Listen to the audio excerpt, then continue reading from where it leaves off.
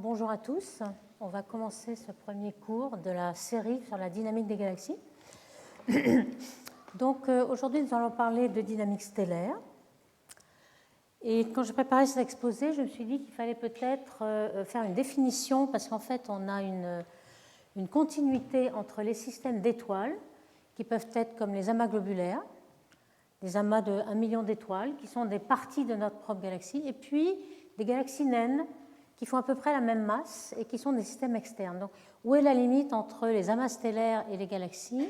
Ce n'est pas évident. Par exemple, Oméga Centauri, qui est un gros amas globulaire, situé à 4,8 kPa, qui a une taille presque égale à la Lune, ressemble beaucoup à une de ces galaxies naines qui s'est fait éplucher. Ici, vous avez la naine du Sagittaire qui est en train de perdre ses étoiles et de contribuer ainsi à la formation du halo stellaire de notre Voie lactée. Donc, quand on regarde un petit peu les tailles et la masse stellaire de ces objets, donc on a des masses de 10 puissance 4 à 10 puissance 12, comme vous voyez là, et les tailles donc en parsec, en R1,5, c'est la taille qui contient la moitié de la lumière ou de la masse. Vous voyez qu'il y a deux séquences. Il y en a une qui a petite taille pour la même masse, donc c'est quelque chose d'assez compact, donc les amas globulaires. Et puis les galaxies ultra compactes, UCD. Donc deux branches, une qui commence par une galaxie et qui se termine par un amas stellaire. Donc on a vraiment une continuité. Et puis on a en rouge les galaxies elliptiques, les galaxies elliptiques naines. Et puis en bleu, on a des galaxies qui sont très primordiales dans l'univers jeune, à grand redshift. En effet, les galaxies au début, pour former une galaxie, il faut avoir une surdensité par rapport à la densité moyenne de l'univers. Comme la densité moyenne est plus forte autrefois, due à l'expansion, donc les galaxies, quand elles se forment autrefois, elles sont plus denses et plus compactes. Donc on les a en bleu ici. Et on a détecté très récemment ce qu'on appelle UDG, Ultra Diffuse Galaxies. Ce sont des galaxies qui peuvent avoir la masse de la Voie lactée, mais qui sont très très diffuses, avec une très faible brillance de surface, donc ça a été plus difficile de les observer. C'est relativement récent et elles se trouvent ici. Donc on a tout un système de systèmes stellaires, galaxies ou amas globulaires, on voit qu'il y a une continuité. Alors justement, on pourrait faire un peu d'histoire. Quand est-ce qu'on s'est rendu compte qu'il y avait des systèmes stellaires dans la Voie lactée et puis des systèmes à l'extérieur de la Voie lactée? Alors là, il y a eu justement un grand débat en 1920, donc après bientôt un siècle, entre des astronomes, l'un étant Harlow Shapley, plus jeune, et Herbert Curtis, un petit peu plus senior, qui l'un pensait que les galaxies, les nébuleuses, qu'on appelle aujourd'hui galaxies, nébuleuse d'Andromède par exemple, M33, les galaxies voisines du groupe local, tout cela était dans un grand système qui était compris dans la Voie lactée. Et Herbert Curtis disait que non, c'était des systèmes à part, des galaxies à part. Alors ça paraît un petit peu bizarre qu'on puisse penser cela. Alors pourquoi? Alors pourtant on connaissait, d'après ce que disait Vesto-Slipher, qui avait mesuré les vitesses de récession des galaxies, donc les vitesses des galaxies proches, étaient toutes en train de s'enfuir de nous. Il n'avait pas encore pensé à l'expansion, mais il avait vu que c'était des vitesses positives par effet Doppler par rapport à nous. On avait la vue de Captain de la Voie lactée qui était toute petite, centrée sur le Soleil, donc qui faisait 10 kg par sec. Alors pourquoi elle est centrée sur le Soleil? C'est qu'on sous-estimait l'absorption de la poussière. Donc la poussière nous réduit ce qu'on voit en optique au voisinage du Soleil. On a l'impression que le Soleil est au centre. En fait, il faut prendre en compte la poussière. Quand on va dans l'infrarouge, on voit toute la Voie lactée. Et c'était ce qu'on avait à l'époque. Et puis il y avait aussi le premier qui a fait une vue un petit peu spirale de la Voie lactée, mais enfin il y avait quand même le Soleil au centre, était Cornelius Easton. Et puis il y avait aussi des fausses observations, comme par exemple celle de Van Manen, qui avait observé, soi-disant, des mouvements propres des galaxies extérieures, qu'on appelait nébuleuses donc à l'époque. Et donc si c'était des mouvements propres visibles, il fallait qu'elles soient très proches, sinon on ne peut pas voir les mouvements de rotation des galaxies lorsqu'elles sont très lointaines. En fait, c'était une erreur, mais ça obscurcissait un peu le débat. Alors, quels étaient les arguments? On avait quand même un indicateur de distance très précis, qui était la relation des céphéides, période-luminosité, comme vous le savez, qui a été trouvée par Henrietta Leavitt en 1909. Donc en 1920, on savait ça. Mais on va voir, Harlow Shapley croyait bien à cette relation, donc avait déjà mis les amas globulaires à leur bonne distance grâce à ça. mais Curtis n'y croyait pas. Donc en cela, il avait vraiment tort. Il pensait qu'il y avait une très grande dispersion de mesures et qu'il fallait de meilleures statistiques. Alors Arlo Shapley pensait donc que toutes ces nébuleuses, ces galaxies proches qu'on dit aujourd'hui, faisaient partie, c'était des systèmes stellaires qui faisaient partie de la Voie lactée. Il avait une Voie lactée très très grande, 100 kPa ou plus, alors que Curtis avait une petite taille pour la Voie lactée, donc les autres pouvaient être extérieurs. Au point de vue de la vitesse de récession de ces nébuleuses, pourquoi? Il pensait que c'était dû à la pression de radiation. D'un autre côté, on ne l'expliquait pas, pourquoi toutes les galaxies s'éloignaient de nous, on ne savait pas. Et pour expliquer un petit peu la position de Shapley, il s'était basé sur les amas globulaires. Il était le seul quand même à avoir mis le centre de la galaxie différent du Soleil. Il avait regardé ces amas globulaires, qui étaient évidemment très très lointains. Il avait remarqué qu'ils étaient centrés sur un centre qui n'était pas le Soleil, donc il avait pensé au centre de la galaxie. Et c'est pourquoi il avait une taille trop grande, plus que 100 kPa. Aujourd'hui, on a 30 kPa ici. Donc il mettait toutes les nébuleuses à l'intérieur de ce vaste système, en se trompant sur la distance, mais tout de même en ayant bien compris que le centre de la galaxie était bien plus loin que ce qu'on croyait. Donc il y avait quand même un petit peu de vrai. Donc quand on regarde bien, la moralité de l'histoire, c'est que chacun avait du vrai et du faux. C'était assez difficile à l'époque quand même de trancher. Donc Shapley ne mettait pas le Soleil au centre, donc ça c'était un bon point. Il se basait sur le céphéide. De l'autre côté, Curtis avait quand même la bonne taille de la Voie lactée, 10 kPa, et pensait que les galaxies étaient des mondes à part, ce que nous savons aujourd'hui. Donc qui a tranché évidemment Hubble en 1925? Il a trouvé des céphéides dans les galaxies voisines, M31, M33.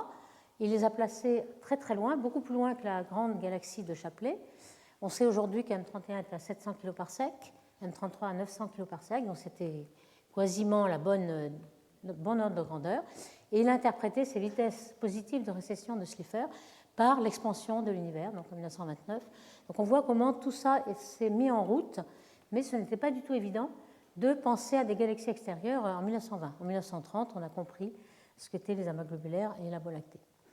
D'où c'est toujours intéressant de se plonger un peu dans cette origine de distinction entre les systèmes stellaires et les galaxies. Donc voici les grandes lignes de cet exposé aujourd'hui.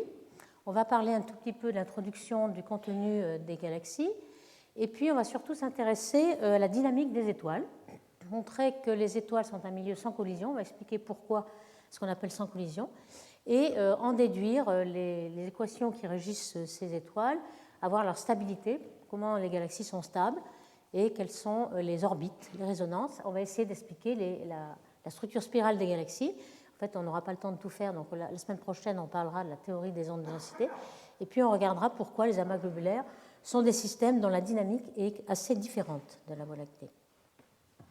Alors, les galaxies spirales, donc on va s'intéresser aujourd'hui, sont la majorité des galaxies. On a à peu près les 2/3 de toutes les galaxies dans l'univers sont spirales. Elles sont en forme de disque en rotation, un disque assez mince. Et le gros problème, c'est de savoir pourquoi on a cette structure spirale, parce qu'elle est très cohérente et semble durer des milliards d'années. Et pourquoi c'est un problème? C'est que normalement, elle devrait s'enrouler très très vite.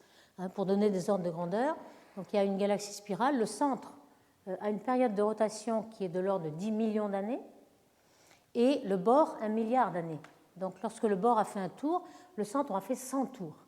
Donc si vous aviez par exemple des étoiles alignées là, sur un rayon, en temps T2, vous voyez que le centre tourne plus vite, donc on commence à s'enrouler, on s'enroule, et lorsque T3 a fait un tour, l'autre aura fait 100 tours, et on aura complètement enroulé, on ne verra plus de structure spirale du tout très rapidement. Donc c'est ça le problème. Or, ce qu'on voit, c'est des bras spiraux très cohérents d'un bout à l'autre de la galaxie qui n'ont pas l'air de s'enrouler. Pourquoi? On va voir que ce ne sont pas des bras matériels qui tournent comme ici, mais ce sont des ondes de densité, donc les étoiles vont traverser le bras, ne vont pas rester dans le bras. Et ça, on va essayer de comprendre exactement la théorie. Et c'est surtout une théorie stellaire, car le gaz, aujourd'hui, ne correspond qu'à peu près 10% de la masse. C'est surtout les étoiles qui vont faire la structure. Alors déjà, pour concrétiser un peu notre objet d'étude aujourd'hui, quelques galaxies spirales. Donc ici, on voit une galaxie. Alors, le type ici, AB, veut dire qu'il y a une toute petite barre, grand B pour barre. Ici, on voit une toute petite barre au centre, mais c'est surtout une galaxie spirale. On voit en bleu-vert, ce sont les zones de formation d'étoiles. Donc déjà, on sait que rentrer dans le bras va nous faire engendrer une formation d'étoiles assez violente. Ici, on voit en bleu, ce sont les régions ionisées, les régions de gaz ionisés autour des étoiles. Ici, on voit une autre galaxie complètement spirale. On voit le bras spiral qui va du centre au bord, toujours sans s'enrouler, avec un seul tour, mettons 180 degrés. Et on voit surtout des poussières, des traînées de poussière qui tracent bien le bras, ce qui veut dire que le gaz est vraiment comprimé dans la structure spirale. Et puis on a parfois des barres un peu plus importantes. Ici, c'est Messier 83. On a une belle barre d'étoiles et puis des bras spiraux qui sortent du bout de la barre des étoiles. Pardon. Et donc, ici, on voit que les bras aussi ne font que 180 degrés, ne sont pas enroulés. On a des formations d'étoiles, et lorsque la barre est très forte, ici une très forte barre, on a vraiment dépeuplé l'interbras. Ici, on a plutôt des branchements. On voit que les bras sont réguliers, mais il y a quand même des branchements interbras, des fourches ou bien des extensions qui font joindre les bras l'un les autres. On voit les traînées de poussière. Donc, on voit qu'il y a de la complexité tout de même. Et puis, dans les galaxies barrées, on a une traînée de poussière qui va dans le côté en avance. Quand on a des bras spiraux comme ça, on sait que les étoiles rentrent dans la partie concave du bras. C'est toujours dans ce sens qu'on tourne. Donc ici, on est en avance. Les traînées de poussière sont en avance. Alors, on a cette structure, cette séquence de Hubble qui est bien connue depuis longtemps. Évidemment, Hubble pensait qu'on partait des systèmes les plus simples ici, jusqu'aux systèmes les plus complexes. En fait, c'était le contraire. On part de ces systèmes-là. Pourquoi ? Parce qu'ils sont beaucoup plus riches en gaz. On sait que les galaxies commencent par un nuage de gaz qui s'aplatit par dissipation, qui va former un disque très mince. Et puis, la galaxie va avoir tendance à minimiser son énergie, c'est-à-dire à concentrer la masse. C'est là qu'on a l'état d'énergie minimum. Et donc, pour concentrer la masse, ce qu'il faut, c'est surtout évacuer le moment angulaire. Vous voyez qu'il y a la rotation qui empêche à la matière de tomber. Donc ce qu'il faut, c'est des couples de torsion qui vont évacuer le moment angulaire. Et ces couples sont dus à la barre et à la spirale. Pourquoi ? Parce que si la galaxie était complètement axisymétrique, il n'y aurait aucun couple et il n'y aurait aucune concentration de masse. Là, la concentration de masse est possible grâce à la spirale. Et on voit que dans la séquence ici, on a un bulbe qui est l'index de la séquence. Un bulbe va croître de plus en plus jusqu'à devenir une galaxie elliptique ici. Donc, le milieu interstellaire, c'est le gaz. Il est intéressant parce qu'il trace un petit peu ce qui se passe dans la galaxie. Dans les bras spiraux, ils sont très très sensibles aux bras spiraux. Mais vous voyez, comme masse, ils correspondent assez peu. Ils ne vont pas faire beaucoup de potentiel gravitationnel. Vous avez du gaz atomique, qu'on appelle H1, qui fait à peu près dans une galaxie 3 10 puissance 9 masse solaire. Du gaz moléculaire, dès que le nuage est plus dense, on va passer de la phase atomique à la phase moléculaire. On a à peu près la même quantité. Et le gaz ionisé, qui ionisait autour des étoiles, lui, c'est très très peu de masse, c'est négligeable, mais c'est quand même un traceur de la formation d'étoiles. Donc c'est très intéressant comme traceur, mais au point de vue masse, ça ne correspond à rien. Et la poussière aussi, c'est un traceur, mais qui ne correspond pas à grand-chose. Alors le gaz atomique, lui, est très très étendu. C'est même la façon dont a la galaxie de s'enrichir en gaz, puisque c'est un réservoir de gaz. Ici, on voit un exemple frappant d'extension de gaz lorsque, par exemple, vous avez Messier 81 ici, Messier 82, deux galaxies en interaction. Lorsqu'on regarde l'image optique à la même échelle, on n'a pas l'impression qu'elles sont en interaction, mais le son, on voit bien qu'il y a des ponts de matière en gaz. Donc ça, c'est une image du gaz hydrogène à 21 cm de longueur d'onde. On voit bien qu'il y a des queues de marée et les deux galaxies sont en interaction. Donc ce gaz autour des galaxies qui peut aller jusqu'à 4 fois le rayon optique, ici on a l'exemple de Messier 83, où la galaxie optique fait ce petit volume au centre seulement, et on voit qu'il y a des structures spirales aussi, peut-être des ondes de densité, on va voir, qui sont dans le gaz et qui permettent à ce gaz justement d'aller vers le centre. Le gaz ici est en quelque sorte dans une phase transitoire entre la galaxie et puis les filaments cosmiques qui vont enrichir en gaz la galaxie. Tout le temps, le gaz tombe vers le centre, forme des étoiles, forme un bulbe, et puis du gaz arrivent des filaments cosmiques et enrichit la galaxie. La galaxie n'est pas du tout un système isolé, mais le gaz H1 ici est un pont entre les filaments cosmiques et puis la galaxie. Alors évidemment, lorsqu'on a une galaxie vue par la tranche, on voit que ce gaz n'est pas forcément tout à fait dans le même plan. Il y a des cas où la galaxie est tordue comme une crêpe, on appelle ça warp en anglais, c'est assez concis, donc on l'appelle aussi Au lieu de dire tordu comme une crêpe, on préfère dire warp, hein, ce franglais. Mais on voit bien que le gaz qui arrive des filaments cosmiques n'est pas forcément encore à l'équilibre dans le plan de la galaxie. C'est lorsqu'il tourne et va spiraler vers le centre, il va se mettre à l'équilibre dans le plan ici. Alors évidemment, ce gaz d'hydrogène, comme il est très très étendu, bien plus grand que la galaxie optique, est un traceur très très utile pour tracer la matière noire. Ici, on voit des courbes de vitesse, hein, le galaxie qui s'éloigne, les étoiles qui s'éloignent en rouge, enfin le gaz qui s'éloigne et le gaz qui s'approche en bleu, en H alpha ou en H1, et on voit que les courbes de rotation, là, la courbe de rotation en fonction des rayons, elle est complètement plate, et ça c'est le problème de matière noire que nous avons déjà traité la première année. Bien, donc nous allons maintenant entrer dans le vif du sujet. Donc, quelle est la dynamique des étoiles dans une galaxie à disque, galaxie spirale. Ici, c'est la galaxie, la Voie lactée vue par la tranche en infrarouge, où on peut percer la poussière. Donc, on voit bien que la galaxie est très fine.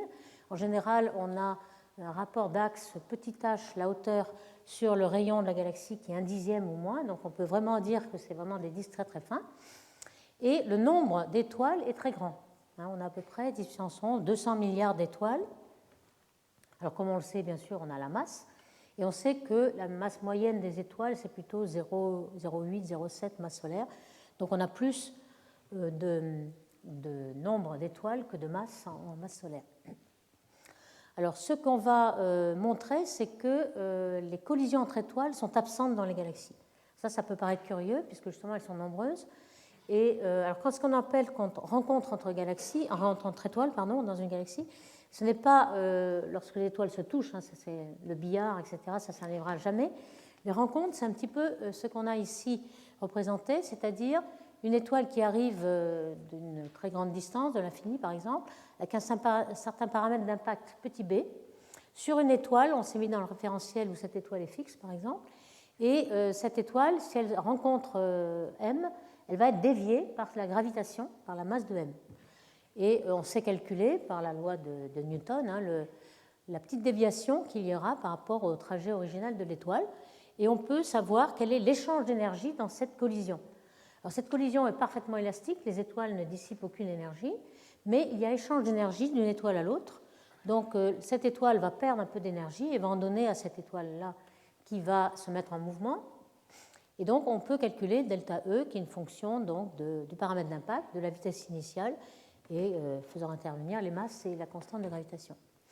Donc, ce qu'on voudrait, c'est est-ce que dans cette interaction à deux corps, si elle existait, on aurait un temps de relaxation par interaction à deux corps qui se définirait comme, si on a plusieurs rencontres, toute l'énergie qu'on a échangée dans ces rencontres est à peu près égale à l'énergie initiale. C'est à peu près un ordre de grandeur pour le temps de relaxation. En fait, c'est ce temps de relaxation qu'on va montrer qui est bien plus grand que l'âge de l'univers. Alors pourquoi? Il y a un petit diagramme qui le montre déjà ici. Vous voyez, à chaque étoile, on a un puits de potentiel qui est le puits de potentiel en 1 sur R, qui est la loi de Newton. J'ai symbolisé par ce petit dessin-là une étoile représentée par son puits de potentiel, si vous voulez. Ici, on a le potentiel et le rayon. Et donc, à chaque étoile, on aurait ceci. Seulement, le problème, c'est qu'il y a énormément d'étoiles. Et c'est justement parce qu'il y a beaucoup d'étoiles qu'on n'aura pas de collision. Ça peut paraître un peu paradoxal. Mais si on a beaucoup d'étoiles, elles vont toutes se moyenner. Toutes ces potentiels en 1 sur R vont se moyenner dans la courbe bleue et ça va être complètement lisse. En quelque sorte, ici, j'ai représenté une étoile, mais si j'en ai des milliards, ça va être un continuum d'étoiles et chaque étoile va passer au travers sans savoir s'il faut aller à gauche ou à droite, mais elle va aller tout droit, s'il y a autant d'étoiles à gauche ou à droite.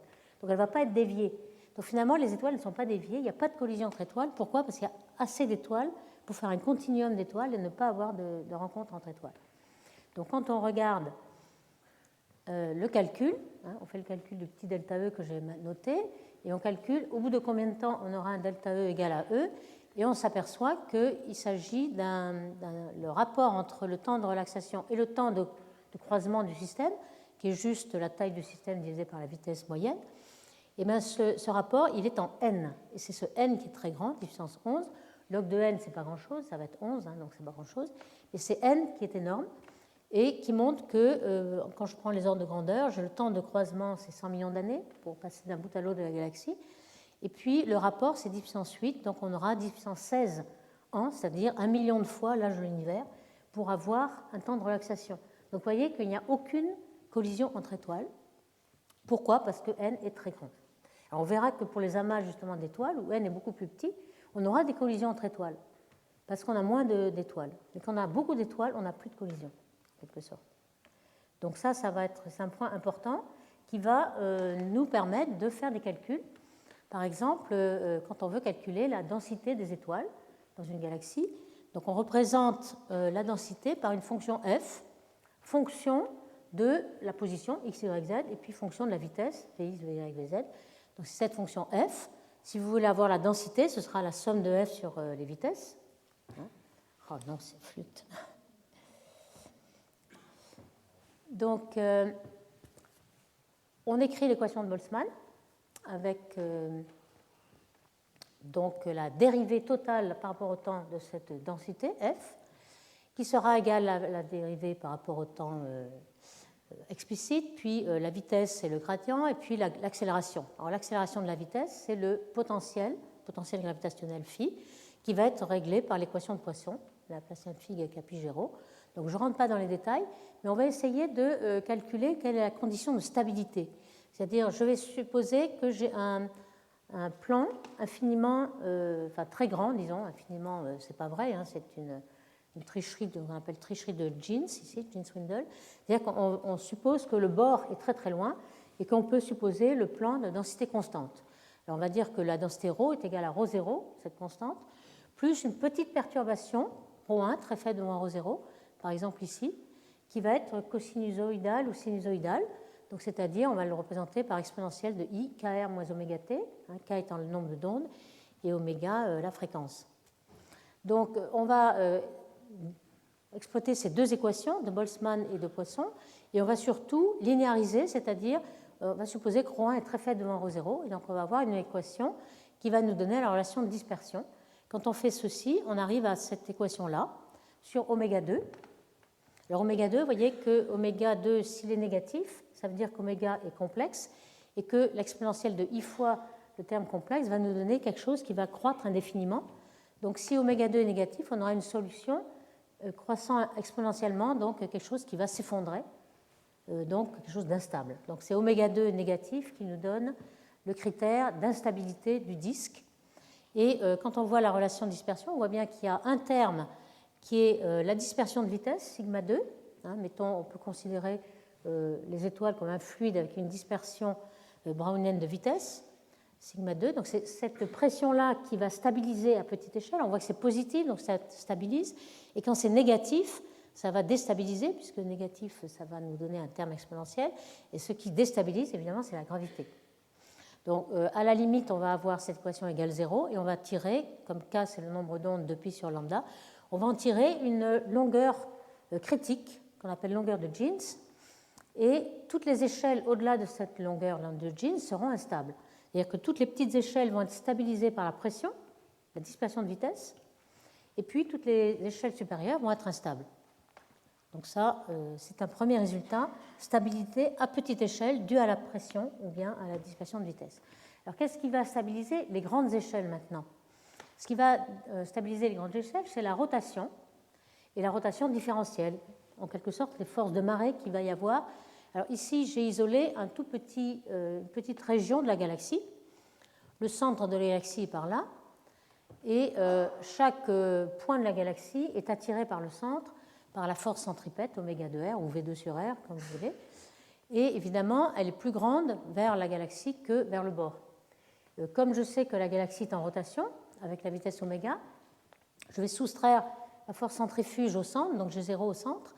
Et évidemment, ici, j'ai un petit excès par rapport à la force centrifuge ici, et un petit défaut ici. Donc j'ai les forces, lorsque je suis dans le référentiel en rotation, avec l'élément de surface ici, j'ai ces forces de marée qui ont tendance à déchirer un petit peu le petit élément de disque que j'ai pris ici.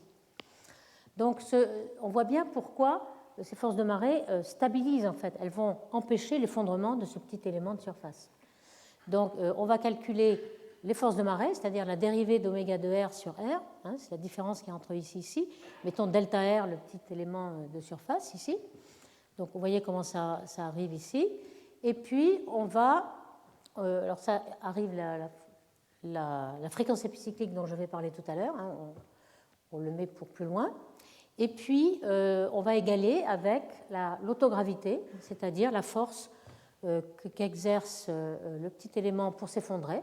Alors c'est quoi? C'est Gm sur R2. Alors M c'est sigma pi R2 sur R2. Et donc lorsqu'on équilibre ces deux-là, on voit qu'il y a une longueur critique. Donc cette fois-ci, c'est tout ce qui est au-delà de cette longueur critique va être stable, puisqu'on va avoir assez de force de marée pour retenir l'effondrement. Et puis tout ce qui est inférieur sera instable. Alors vous voyez qu'on a deux choses.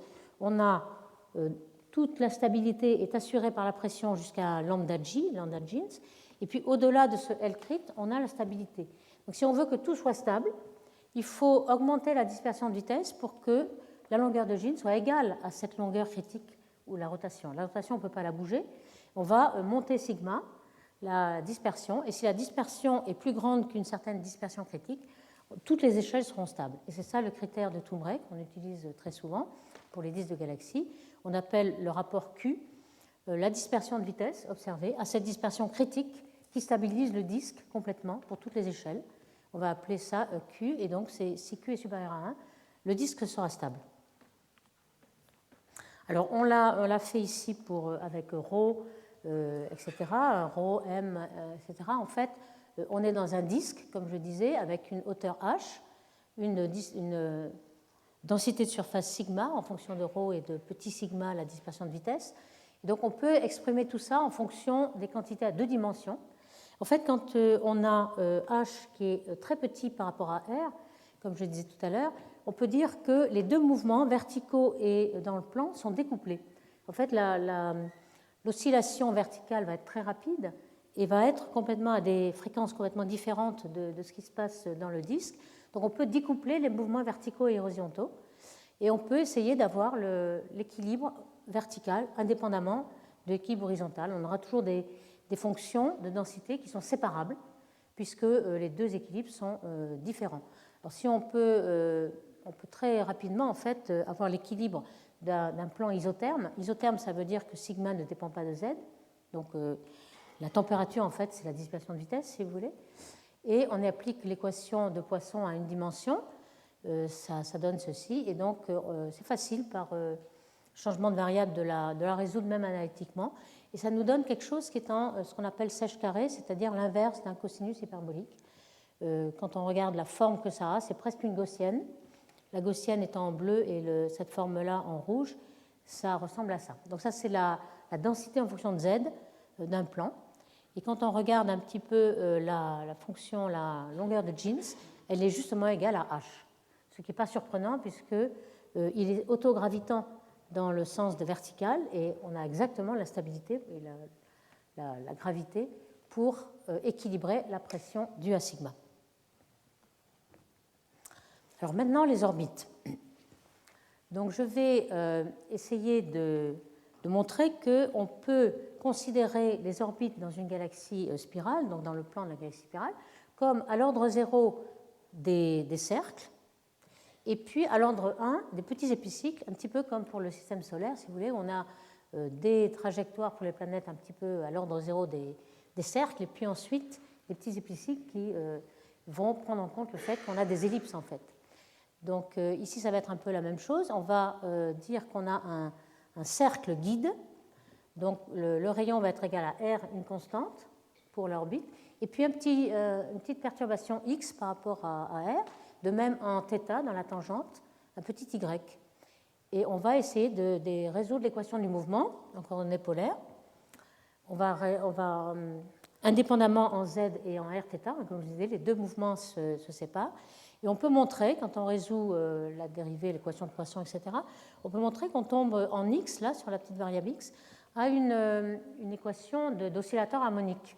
D'oscillateur harmonique dont la force du ressort, si vous voulez, est le kappa2, la fameuse fréquence épicyclique, donc fréquence de rotation de l'épicycle, qui est une fonction de oméga, 4 oméga 2, et puis de la dérivée d'oméga.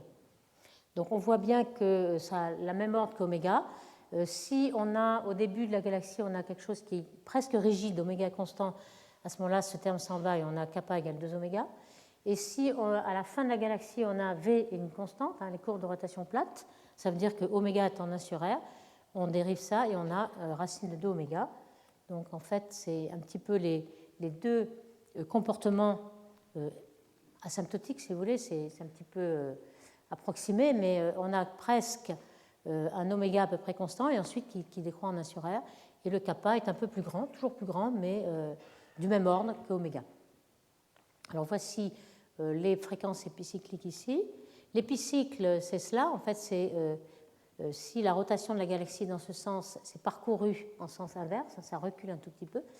Et puis le cas spécial où justement kappa égale 2 oméga, ça veut dire qu'on a pile une trajectoire elliptique. Dans cette ellipse, vous voyez que le cercle guide, c'est celui-ci. Et puis la perturbation, on a ici un maximum. Bon, je vais changer le minute ici. 4 heures, ça ira.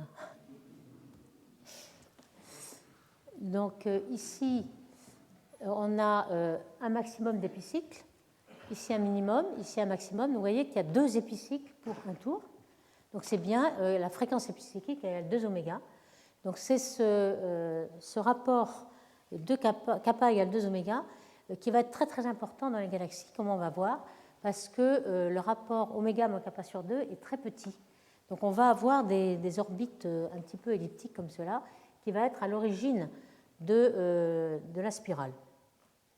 Alors justement, celui qui a eu une petite vision de ce phénomène-là était Bertil Lindblad. Lindblad, le père, puisqu'en fait, il y a aussi Perlof Lindblad, le fils, et puis aussi le petit-fils, donc c'est plutôt le grand-père, en fait, qui a travaillé, s'est focalisé sur l'explication de la structure spirale. Il n'a pas tout trouvé, mais il a quand même trouvé pas mal de choses, et c'est en son nom qu'on appelle ces résonances de Lindblad, qui sont les lieux où il y a un rapport rationnel entre les fréquences oméga et kappa, ce qui fait qu'il y a une orbite fermée, donc une résonance réellement. Et on a des résonances internes et externes, et puis aussi une corotation lorsque la fréquence de rotation est égale à la fréquence d'une onde qu'on va supposer spirale ou barrée et qui va tourner à oméga b.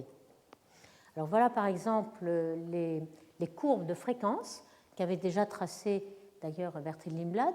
Alors vous avez en fonction du rayon, vous avez V, la vitesse de rotation d'une galaxie qui est mesurée, c'est une vitesse qui commence à monter puis qui devient plate. Oméga, c'est V sur R. Donc V sur R, c'est quelque chose qui va très très vite. Et c'est de cette grande variation d'oméga qu'on a trouvé le problème d'enroulement, c'est-à-dire que oméga varie énormément. Il est très grand ici, d'où la rotation en 10 millions d'années, alors que là, on a une rotation en 1 milliard d'années. Donc c'est la grande variation d'oméga qui nous pose problème.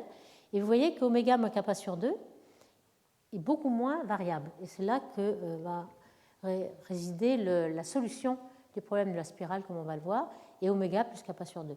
Donc si nous avons une spirale qui tourne, enfin l'idée c'est d'avoir une onde de densité qui tourne comme un corps solide sur toute la galaxie, avec une fréquence oméga b, fréquence angulaire. Donc cette fréquence-là en rouge par exemple, et lorsqu'elle coïncide avec oméga, on a une corotation, c'est-à-dire que la matière tourne avec la même vitesse que l'onde, et puis on a une résonance de Lindblad ici, interne, et une externe ici. Alors interne, il y en a parfois pas, si oméga est trop grand, parfois une, parfois deux, et puis des corotations et des résonances externes, il y en a toujours une. Alors les orbites dans ces régions-là, vous voyez que lorsqu'on est à la résonance ici, on a oméga moins kappa sur 2, on a égal oméga b, donc on a bien un tour pour 2 épicycles, donc ça nous donne une ellipse. Donc à la résonance de Lindblad interne, on a cette ellipse. Externe, c'est un peu la même chose, c'est pas tout à fait une ellipse, mais c'est presque une ellipse aussi. Elles sont en tout cas périodiques. À la corotation, évidemment, là on est dans le référentiel tournant, donc les particules ne tournent plus, mais on a juste un épicycle ici. Et puis entre-temps, on a des rosettes, puisqu'on n'a pas la résonance, donc on n'a pas un rapport rationnel entre ces fréquences. Alors ici, vous voyez que ce qu'avait trouvé Lindblad ici, c'est que dans la Voie lactée, il avait fait ce dessin-là, dans la Voie lactée, oméga moins kappa sur 2 est presque plat. Donc si on a une onde qui est à peu près à cette fréquence-là, on va avoir ces orbites qui vont presque précesser à la même fréquence. Alors là, c'est là que ces petits dessins sont à peu près sont une illustration du principe. voyez qu'on a représenté une des ellipses, des orbites de ces étoiles par au moins une douzaine d'étoiles. Il y a 1, 2, 3, 4, 5. S'il y a une étoile à cette orbite, il peut y en avoir une douzaine. Et puis, on a un cercle guide qui est comme ceci. Et puis, chaque étoile parcourt un petit épicycle. Lorsque l'étoile est à son apocentre, on a le bord, le grand axe de l'ellipse. Lorsqu'il est au péricentre, ici, on a le petit axe de l'ellipse. Donc, on comprend qu'on n'a pas un cercle, mais une ellipse, parce qu'on peut passer au péricentre et à l'apocentre. Et puis, l'étoile, elle va tourner avec oméga, elle va de là à là jusque là. Par contre, ce que fait l'ellipse, l'orbite, il précède à un taux beaucoup inférieur. Donc, oméga, c'est ici, et oméga moins kappa sur 2, on voit que c'est 2 fois inférieur. Et c'est ça, en fait. C'est l'orbite ici précède à oméga moins kappa sur 2. C'est la fréquence de précession de l'orbite, alors que l'étoile va beaucoup plus vite. Elle va à la vitesse oméga, et non pas oméga moins kappa sur 2. Donc c'est ça l'essence de l'onde et des étoiles qui ne vont pas à la même vitesse que l'onde. Donc on va pouvoir construire un petit peu des ondes cinématiques et on verra la semaine prochaine, on va essayer de bâtir la théorie des ondes de densité. On pourra montrer que lorsqu'on rajoute l'autogravité, tous les taux de précession vont se ressembler et même être exactement constants, de manière à ce que la vitesse de l'onde soit constante d'un bout à l'autre de la galaxie. Donc ici, ce concept des ondes de densité est bien représenté ici. On va supposer par exemple qu'à l'instant t égale 0, ces orbites elliptiques qui sont quasi à la résonance de Lindblad sont alignées. Si elles sont alignées ici, elles vont toutes précesser à une fréquence constante et donc on va avoir une barre en quelque sorte. Elles sont toutes alignées. Alors évidemment, dans une barre, c'est ce qui se passe. Les orbites des étoiles vont assez vite. Par contre, la barre tourne très lentement, beaucoup plus lentement que le mouvement des étoiles à l'intérieur de cette barre. Si par exemple vous aviez mis à l'instant t égale 0, vous avez décalé un petit déphasage des orbites, chaque orbite elliptique par un petit angle alpha qui est fonction de rayon de façon à former une spirale logarithmique, vous voyez un petit peu que vous allez former une spirale par accumulation de densité. En fait, quand on suit une orbite ici, on voit que par exemple le Soleil passe ici et il va se retrouver dans le bras, il va être tangent au bras pendant longtemps, donc il va passer un certain temps dans le bras, puis il va en ressortir ici, repasser dans ce bras et ainsi de suite. Donc on voit que les bras ils sont faits par accumulation de matière parce qu'on passe un certain temps vu qu'on y est un petit peu tangent à ce bras. Donc c'est seulement une accumulation de densité, mais ce ne sont pas des bras matériels. Donc c'est ça un petit peu l'idée des ondes de densité. Chaque étoile va traverser le bras et va faire plusieurs tours, alors que la spirale va se promener à la même vitesse d'un bout à l'autre et on va pouvoir vaincre le problème de l'enroulement. Alors, il y a aussi autre chose, par exemple des spirales flocculantes. Il est certain qu'il y a des spirales qui n'ont pas de belles spirales d'un bout à l'autre de la galaxie. Ici, vous avez un exemple. Et ça, c'était déjà expliqué dans les années 70 par une formation contagieuse d'étoiles. Imaginons qu'on ait une formation d'étoiles ici. Ça, c'était déjà une petite simulation sur ordinateur où les régions voisines de la première région qui a formé des étoiles étaient aussi contagieuse parce qu'il y a des vents stellaires, il y a des supernovae qui compriment le gaz autour. Donc vous formez des tas d'étoiles autour et la rotation différentielle tourne les petits morceaux de spirale. Donc vous avez une spirale qu'on appelle flocculante. Là, on n'a pas besoin d'onde de densité, c'est des bras matériels, un petit peu comme tourner un peu de lait dans le café. Par contre, ce qu'on voit dans Messier 51, par exemple, c'est vraiment une spirale qui fait au moins 180 degrés d'un bout à l'autre de la galaxie. Ça ne peut pas être des spirales flocculantes où on peut quand même superposer les deux, c'est-à-dire qu'entre les bras, on voit qu'il y a des petits bouts de branchements donc on peut peut-être superposer, mais en tout cas, ici, on a une spirale complètement cohérente. Alors on verra qu'elles ne sont pas éternelles non plus. Il va falloir trouver des mécanismes pour les engendrer et les maintenir. Ici, dans le cas de Messier 51, on voit qu'il y a un compagnon, et les compagnons sont en effet un des mécanismes qui peuvent engendrer ces ondes spirales, ces ondes de densité. Donc c'est ce qu'on verra la semaine prochaine. Donc pour la fin de l'exposé ici, on va se pencher maintenant sur la dynamique stellaire des amas d'étoiles, puisque justement ils n'ont pas tout à fait la même dynamique, et pourtant ils se ressemblent pas mal, mais on va voir que c'est différent. Alors, ces amas globulaires, on en voit ici une belle image par le Hubble Space Telescope, M15 par exemple. Il y en a 150 amas globulaires dans la Voie lactée. Dans la Voie lactée, ils sont tous vieux. Ils sont tous au moins 10 milliards d'années. Pourquoi? Maintenant, on le sait, c'était un mystère pendant longtemps, mais on sait qu'ils se forment dans les collisions de galaxies. Or, notre Voie lactée n'a pas eu de collision majeure depuis 10 milliards d'années. Donc, ils sont tous cet âge-là, alors que par exemple, dans Andromède, il y a eu des collisions majeures récentes, donc il y a des amas globulaires qui sont jeunes. De même dans les galaxies en interaction. Dans les galaxies elliptiques, il y en a plus de 1000, beaucoup plus que dans la Voie lactée. Et pourquoi? Parce que les galaxies elliptiques sont le résultat de fusion de galaxies spirales et que dans la fusion, il se forme beaucoup d'amas globulaires. Alors vous voyez que dans la Voie lactée, ici ce sont des amas globulaires dans la Voie lactée, ils sont tous un petit peu différents. Il y en a qui sont beaucoup plus concentrés que d'autres. Alors pourquoi? Puisqu'ils ont tous le même âge, ils sont tous 10 milliards d'années. Mais en fait, c'est qu'ils ne sont pas formés avec la même concentration, ils n'évoluent pas de la même façon. Et finalement, ils ne sont pas à la même stabilité, on va voir. Certains s'évaporent et certains interagissent avec la Voie lactée et ils sont détruits. Alors comment on peut voir l'âge d'un amas globulaire? C'est en voyant, par exemple ici, on a celui de Messier 55. Le diagramme couleur-magnitude, on porte la couleur des étoiles, leur magnitude, et on sait qu'en général, les étoiles passent le plus clair de leur temps sur la séquence principale, qui est celle-ci, et puis les étoiles de grande masse, ici, qui sont très bleues, qui utilisent leur combustible très très vite, elles ont une durée de vie très courte. Donc au bout d'un certain temps, elles s'en vont dans une certaine branche ici, mais ceci est dépeuplé. Et peu à peu, en fonction de l'âge, on aura un point de retournement, si vous voulez, qui va nous donner l'âge de l'amas. Donc si le point de retournement est ici, c'est un amas jeune, ici c'est un amas assez vieux, ainsi de suite. Plus tard, on aura un point de retournement plus tard. Donc ce sont des masses de plus en plus petites qui finissent leur vie de plus en plus tard. Donc le Soleil, c'est à peu près au milieu. Donc c'est comme ça qu'on peut avoir l'âge des amas. Ici, on a plusieurs sortes d'amas stellaires dans la Voie lactée. Il y a ce qu'on appelle amas ouverts. Amas ouverts, ce sont des amas jeunes qui ne contiennent que très peu d'étoiles, 100 étoiles, 1000 étoiles au plus. Et c'est pourquoi ils sont très peu lumineux, donc on les observe assez proches du Soleil. Ici, c'est une vue par-dessus de la galaxie, avec le centre de la galaxie et le Soleil. On voit qu'on les voit surtout près du Soleil. Et quand on regarde la vue par la tranche, ils sont dans le plan. Pourquoi? Parce que le gaz est dans le plan, très fin, et qu'ils se forment aujourd'hui en fonction du gaz. Ce sont des amas jeunes qui vont être très vite dissociés et qui ne vont pas rester. Par contre, les amas globulaires, ils sont très vieux. Ils ont été formés il y a longtemps. Ils sont sous forme sphérique. On les voit jusqu'au bout de la galaxie et ils sont centrés sur le centre galaxie. Donc on a ces deux amas très différents. Ici, on a des amas qui font 10 puissance 5, 100 000 à 1 million d'étoiles.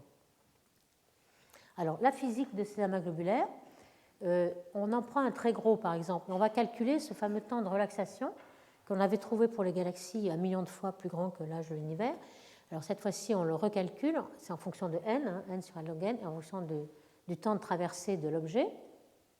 Alors, si on en prend un de 10 puissance 6 étoiles, un très gros, on voit que le temps de relaxation, c'est comparable au temps de l'âge de l'univers. Donc finalement, ils n'ont pas le temps vraiment de relaxer. Et ça, c'est pour la totalité de l'amas. Quand on prend le centre de l'amas, le cœur de l'amas, 1,5 parsec, avec beaucoup moins d'étoiles, à ce moment-là, on voit que le temps de relaxation, c'est 30 millions d'années. Et là, c'est vraiment très court. Donc, ce qui veut dire que le centre des amas globulaires est collisionnel. On aura des collisions entre étoiles. Alors, qu'est-ce que ça va changer? Ça va changer beaucoup.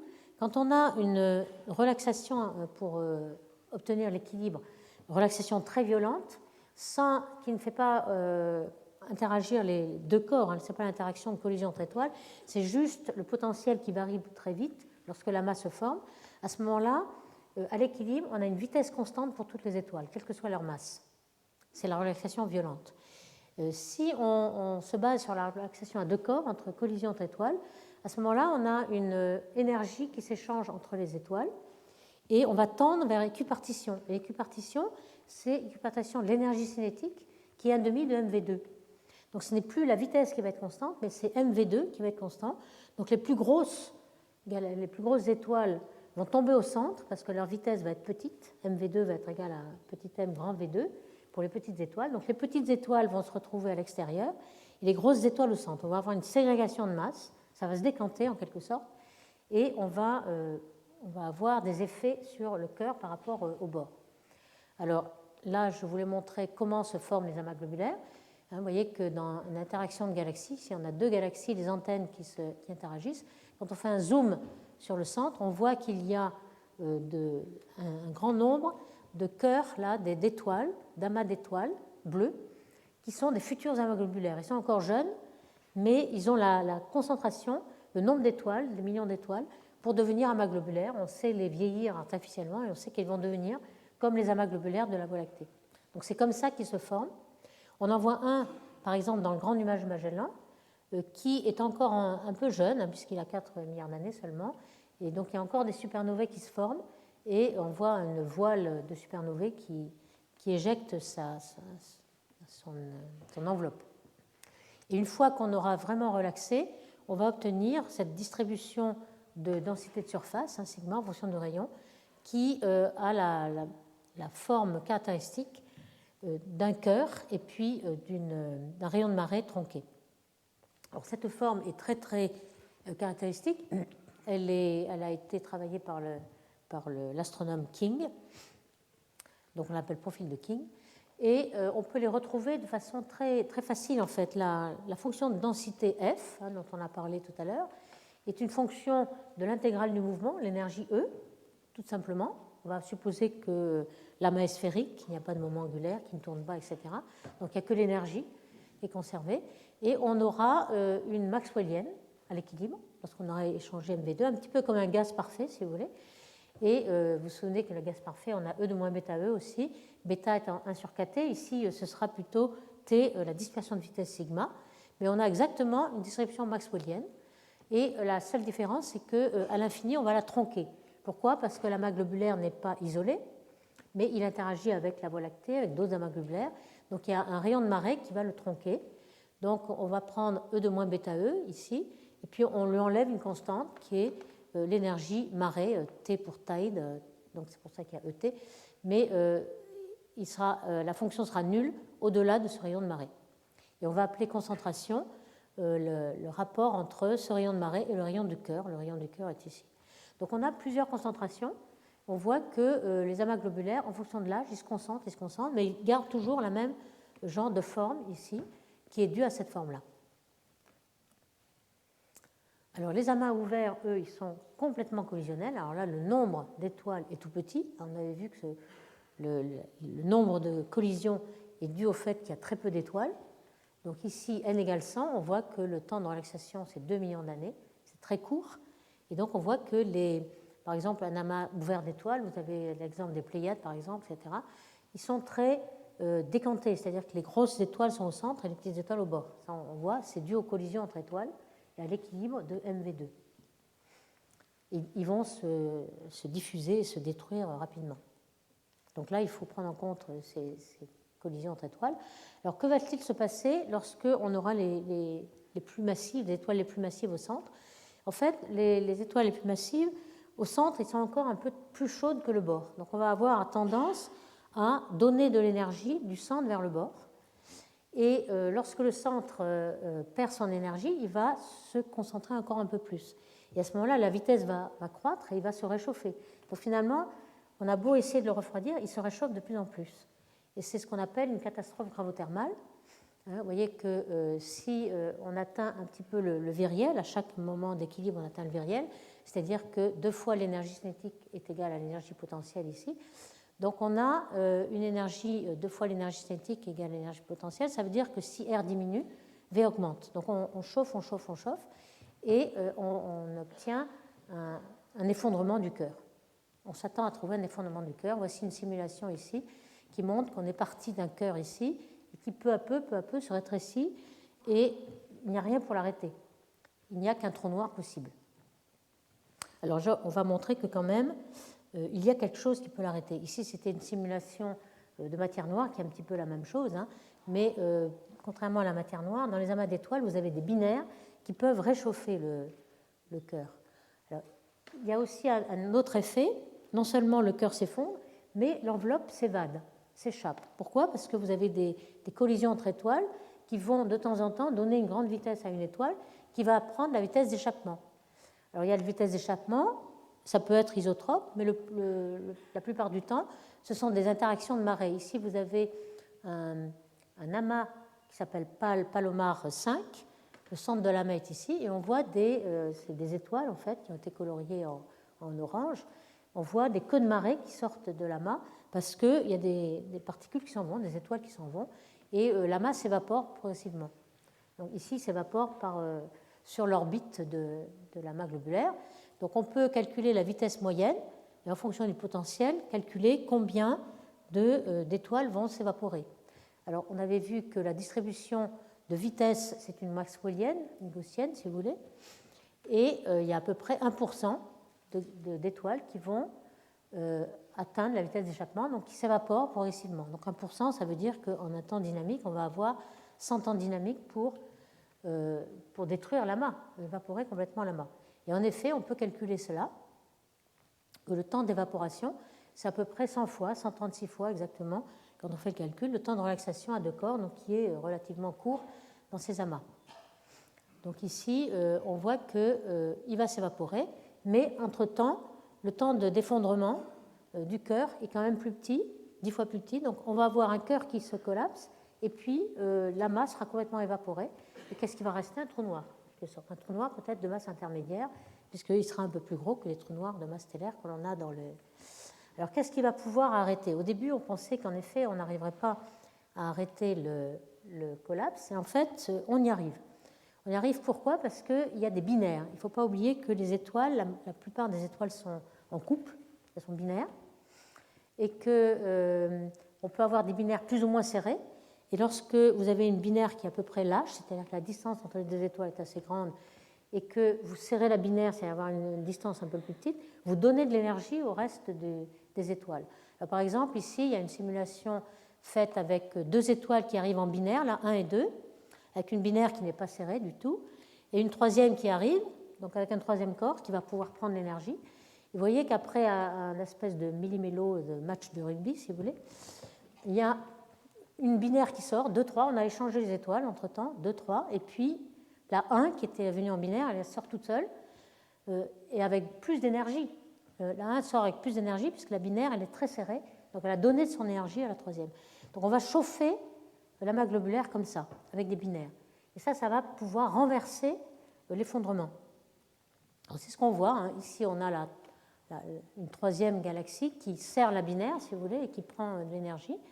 Et quand on fait une simulation numérique, on voit que, là ici vous avez la densité en fonction du temps, on voit qu'il y a un premier effondrement, et puis qu'on le renverse à cause des binaires. Évidemment, quand la densité est très grande, il y a de plus en plus de binaires, et de plus en plus serrés, d'interactions à trois corps. Et ici, vous renversez, et puis ensuite, vous avez des oscillations de plusieurs collapses, de plusieurs effondrements de cet amas globulaire. Alors que ce soit par l'approximation analytique, que ce soit les simulations, les deux trouvent la même chose. Donc il semble que ce soit tout à fait... Alors aujourd'hui, on a des simulations beaucoup plus précises. C'est très difficile de faire des simulations d'amas globulaire. On pourrait dire que c'est très facile parce qu'il n'y a que 10 puissance 6 particules, qu'on peut avoir une particule par étoile. C'est formidable. Et alors qu'on sait faire des simulations cosmologiques à des milliards de particules, comment est-ce possible que ce soit difficile? C'est que quand on fait des simulations cosmologiques à des milliards de particules, on fait une approximation à petite échelle, on a un adoucissement, ce qu'on appelle un softening de la gravité, et rien n'est vrai à petite échelle. On ne s'intéresse qu'à la grande échelle. Donc à ce moment-là, on fait des calculs approchés, et c'est très facile et ça va très vite. Mais là, pour les amas globulaires, il faut absolument traiter les binaires. Et les binaires, elles ont un temps de dynamique qui est très très court, et c'est ça qui prend tout le temps de calcul. Donc ça, c'est ce qui prend finalement le plus de temps de calcul, plus que les simulations cosmologiques. On prend des GPU pour faire un parallélisme plus grand. Et les meilleures simulations d'aujourd'hui, Wang et al. Par exemple, ont pu traiter, donc avec des mois de calcul, 1 million de particules, et ils ont surtout considéré les différences entre les étoiles. Jusqu'à présent, c'était une étoile d'une masse solaire, et puis c'est tout. Elles se ressemblaient toutes. Ici, il y a des étoiles de la séquence principale, main sequence. Il y a des étoiles de géantes rouges, donc elles n'ont pas la même masse, elles ne vont pas évoluer de la même façon. Celles qui sont sur la branche des géantes, là, asymptotique. Ici, vous avez les naines blanches. et ici les binaires, et puis les trous noirs. Il y a aussi des trous noirs qui viennent de résidus de la formation des étoiles, des supernovae, etc. Et ici, vous avez l'ensemble. Donc, ce qu'ils ont montré, c'est qu'on avait tout de suite deux systèmes. Un système qui va s'effondrer, et c'était surtout le système des trous noirs. Il va s'effondrer dès 1 milliard d'années, et c'est lui qui va former le trou noir de masse intermédiaire. C'est ce qu'on cherche souvent. Comment passe-t-on des trous noirs de masse stellaire, dont il y a des milliards dans la galaxie, aux trous noirs supermassifs que l'on voit au centre et qui forment les noyaux actifs? Eh bien, sans doute, les amas globulaires sont un des candidats pour former des trous noirs de masse intermédiaire. Alors, est-ce que c'est vrai dans la réalité? Voici les observations qu'on a essayé de détecter avec la cinématique des amas globulaires. Ces amas globulaires ont été très étudiés. On a des limites supérieures seulement, sauf dans un qui est l'amas globulaire G1 de Andromède, M31, qui semble avoir un trou noir de masse intermédiaire, c'est-à-dire à peu près de 10 puissance 4, c'est-à-dire 20 000 masses solaires. Et ça, ce sont les trous noirs qu'on prédirait par la théorie. Vous voyez qu'ici, on est encore loin d'arriver, mais là, ça marche à peu près. Donc, on a peut-être un des meilleurs candidats de formation d'un trou noir de masse intermédiaire, ce serait l'amas globulaire de M31. Alors, une petite vue d'ensemble pour savoir tous ces systèmes stellaires. Vous voyez qu'on a des petits systèmes avec un tout petit nombre d'étoiles qu'on appelle amas ouverts. Les amas globulaires, mettons 10 puissance 5 en moyenne.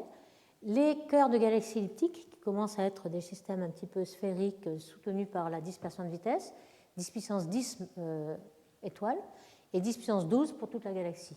Donc vous voyez un petit peu les rayons, en parsec ici et ici en kiloparsec, les vitesses, complètement différentes, et puis les temps de relaxation. Donc ici, on a un temps qui est bien supérieur à l'âge de l'univers, et par contre, ici, 8 millions d'années. Donc les systèmes stellaires petits, avec un petit nombre d'étoiles, ont des rencontres entre étoiles, échangent de la chaleur d'une étoile à l'autre, l'énergie, et évoluent très vite avec des effondrements du cœur, etc. Ce qu'il n'y a pas du tout dans les galaxies. Donc ça, vraiment, on a pu montrer ce genre de choses. Alors ce qui est intéressant aussi, c'est de voir qu'à grand redshift, c'est-à-dire pour les galaxies primordiales, lorsqu'on est près du Big Bang, les premières galaxies ressemble beaucoup aux amas globulaires en fait. Donc tout ce qu'on essaie de connaître pour les amas globulaires peut peut-être nous servir. Ici, vous avez dans les points rouges un récent papier de Bowen et al. Dans le diagramme masse stellaire et taille de l'objet. Vous voyez tous ces objets, comment on a pu détecter la taille? C'est que ce sont des lentilles gravitationnelles qui ont permis d'amplifier et on a pu avoir la résolution nécessaire avec le Hubble Space Telescope pour avoir la taille de ces objets qui normalement, même avec le Hubble, ne font qu'un pixel ou deux. Donc avec l'amplification gravitationnelle qui élargit les images, on a pu détecter la taille. Donc vous voyez que ce sont des choses très petites qui sont très compactes et qui ont la taille, par exemple, de 30 Doradus, qui est un amas stellaire dans le grand nuage Magellan, qui se retrouve ici. Donc tous les objets rouges ici, à grand redshift, ressemblent à ça. Alors la même chose, mais le même diagramme, mais en positionnant toutes les galaxies autour. Les galaxies elliptiques, évidemment, sont beaucoup plus massives. Mais vous voyez qu'on prolonge tout à fait les amas d'étoiles, les amas globulaires, les naines ultra compactes, etc. Donc on commence à comprendre un peu aussi la physique qui va avoir lieu dans les systèmes à grand redshift. Alors je n'ai pas parlé beaucoup de destruction des amas globulaires, mais on a beaucoup travaillé aussi là-dessus. C'est-à-dire que dans la Voie lactée, on pense qu'au début, il y en avait 1000 amas globulaires. Aujourd'hui, il n'y en a plus que 150. Donc vous voyez, 80% au moins de nos amas globulaires ont été détruits. Et comment? D'abord, ils sont évaporés, et puis aussi, ils interagissent avec la Voie lactée, avec le disque, avec le bulbe, et ils font des courants de marée. Et ça, on le voit dans le halo stellaire, il est plein de courants de marée, en fait. On pense que tout le halo stellaire s'est fait uniquement par accrétion de petits objets, comme les amas globulaires, ou comme les galaxies naines, qui sont tombées sur la Voie lactée. Et c'est un petit peu, ça c'est une simulation, et ça représente un petit peu ce que l'on voit dans le halo stellaire de notre propre galaxie. Alors voici le fameux Palomar 5, un amas globulaire qui a montré il y a des queues de marée. Alors vous voyez que ce n'est pas évident de montrer ces queues de marée. Lorsqu'on regarde le comptage d'étoiles, l'amas globulaire est ici et les queues de marée, on les voit assez peu. Il faut passer par un diagramme couleur-magnitude pour bien séparer les étoiles de l'amas globulaire qui sont plus vieilles, qui sont un petit peu différentes en couleur, etc. Et une fois séparer ces étoiles de l'étoile de la Voie lactée, on a pu montrer ça Alors ici, c'est la trajectoire et on voit que les queues de marée sont exactement parallèles à la trajectoire. Il y en a une qui devance et une qui est derrière. On a toujours une queue de marée en deux symétries. Et on en voit même un travail récent ici de Myong et al. A montré qu'on en voit même très très loin des amas globulaires qui sont en train d'être détruits, comme celui-ci, Eridanus à 95 kg par sec, donc très très loin. Celui-ci aussi à 38, vous voyez les queues de marée, et qui sont représentées ici dans le diagramme. Donc tous les jours on en voit, donc c'est vraiment la destruction est certainement vraie. Alors pour l'évolution interne des amas, on la commence à connaître bien maintenant. On sait que toutes les étoiles, alors les amas globulaires de Voie lactée, ils sont très vieux, donc toutes les étoiles de masse supérieure à 0,8 auront été détruites soit en supernovae, soit en naines blanches, etc. Donc en fait, dans les amas globulaires, on n'a que des masses entre 0,2 et 0,8, en gros, le gros de la masse. Et on sait qu'il y a une décantation. Donc au centre, lorsqu'on a un rayon de cœur, on a plus d'étoiles de grande masse que de petites, et au bord, on n'a que des petites. Donc on a décanté, on a les grosses et les petites, et le bord s'évapore. Donc tout ça, on a bien compris.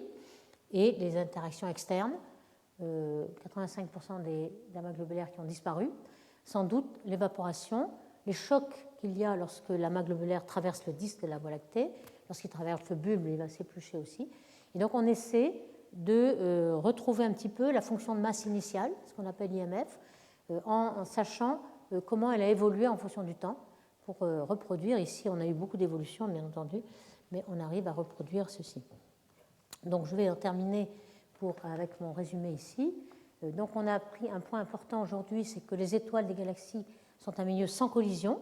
Les collisions, il faudra attendre 1 million de fois l'âge de l'univers pour avoir des collisions. Ce qui n'est pas vrai pour les amas globulaires. Les amas globulaires, moins ils ont d'étoiles, plus ils ont des collisions, et plus ils chauffent et ils s'effondrent dans le cœur. On a vu que les disques pouvaient être stables, et on a un critère qui s'appelle le critère de Toumret pour stabiliser le disque de la galaxie. Et maintenant, on a les théories cycliques et les résonances de Lindblad, et on va les utiliser la semaine prochaine pour établir la théorie des ondes de densité. Et on a vu qu'on connaissait pas mal de choses sur les amas globulaires. Donc, merci beaucoup.